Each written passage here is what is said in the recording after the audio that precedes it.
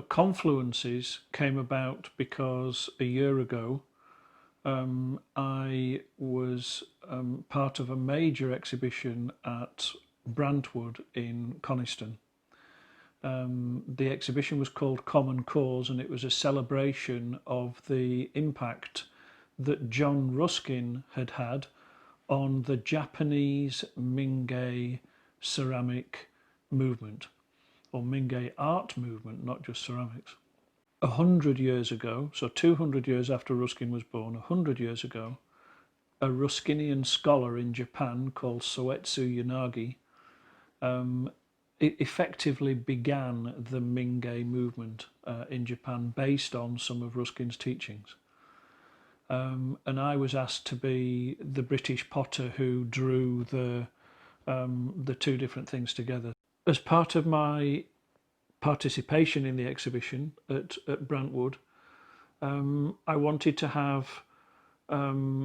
pieces that were expressed and displayed in a way that Japanese visitors would find comfortable. And based on my very limited knowledge of Japanese culture, consulted with a variety of friends, and came up with the idea that instead of having a piece of ceramic on a shelf with a white label next to it that describes how the piece was made and what temperature it was fired to and how much it costs, it would be nice if people were drawn more into the stories of the pieces. And I felt that I wasn't probably the best person to try to tell those stories, because I believe very strongly that when a person chooses to own a piece of art, when a person chooses to actually take a piece of art home and live with it, that they do that for quite often very visceral reasons. So the piece will evoke a response in them. And so what I thought that I would like to do was, working with the photographer that we've used for the last 3 years now, a very, very gifted photographer called Ewan Adamson from Scotland, was, instead of saying to Ewan, this is a piece and I want you to photograph it like this, and I need to be able to see this, that or the other feature in the photograph,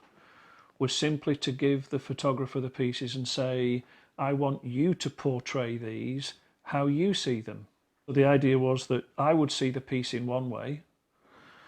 the photographer would see and portray the piece in another way. I then asked a local poet, a chap called Jeff Cox, if he would take each of the pieces that were going to be used in the exhibition and live with them for a few days, and then write his evoked response to those pieces.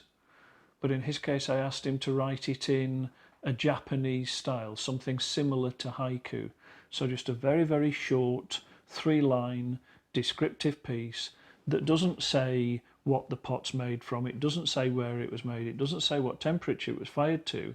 It says something about how you might perhaps choose to look at it, or how you might perhaps choose to respond to it. And the idea of 3 confluences or 3 artists coming together to describe and look at the same things just felt really powerful. And when, shortly after that exhibition,